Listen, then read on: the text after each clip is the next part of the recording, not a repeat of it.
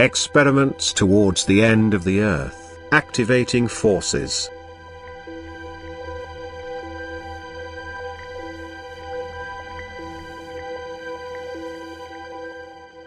There is a set limit to how far people can go in their conduct towards what my creative spirit has brought forth.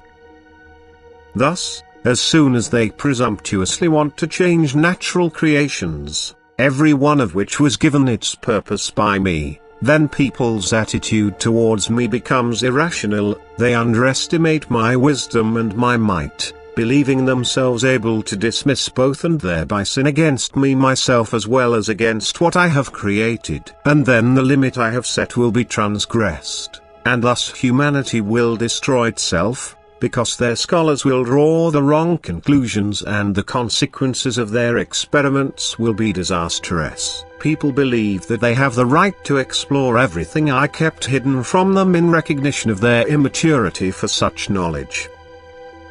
The earth in its core is and will remain inexplorable for people until the end. Furthermore, forces of gigantic power are kept bound by me in the earth's core so as not to endanger the earth's continued existence. Only that eruptions ensue from time to time to allow these powers a brief outburst in order to give spiritual substances capable of development the opportunity to take shape above the earth and thus start their path of ascent.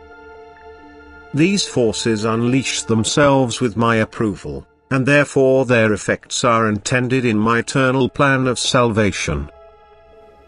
The extent of an eruption will always be limited when it happens in accordance with my will, but human determination will never be able to stop it. Human will can never be the cause of it since no one is able to explore cause and effect. Yet in the last days people will presumptuously penetrate the earth deeply for reasons of research in order to release unfamiliar energies with the intention of utilizing them profitably, and won't consider the fact that they lack the knowledge and intellectual capacity for such experiments. Hence they will have no respect for my works of creation.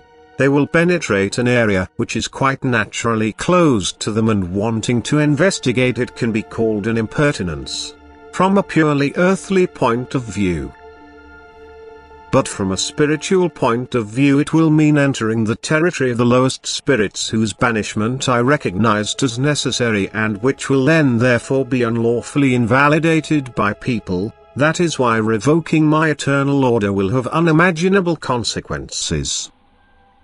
Their manipulations will aim to utilize earth forces against which every resistance gives way, and which therefore can be used for all experiments. But people won't consider that these forces are capable of disintegrating everything within their reach. They won't take account of their power against which human will and intellect are futile. They will open locks which can never be closed again once they have been breached. For the area people want to enter is unfamiliar to them and they don't know its laws. The Earth's core cannot be researched in this way, and every such attempt will backfire, not just on the researchers but on the whole human race. For the limits I have set may not be exceeded according to my eternal order, which always favors progress but never destruction, and thus its infringement also has to have the opposite effect. Satan himself will put these thoughts into the people of the last days. He will urge them to undertake this plan, for he knows that the destruction of creation will end the Spirit's progress, which is his endeavor in his blind hatred against me and all spirits striving towards me. Yet even this plan, albeit evil, will be an inadvertent service. He will fall in with my eternal plan of salvation. A new earth will arise where the development will continue, whereas everything satanic will once again be banished into its creations. Amen.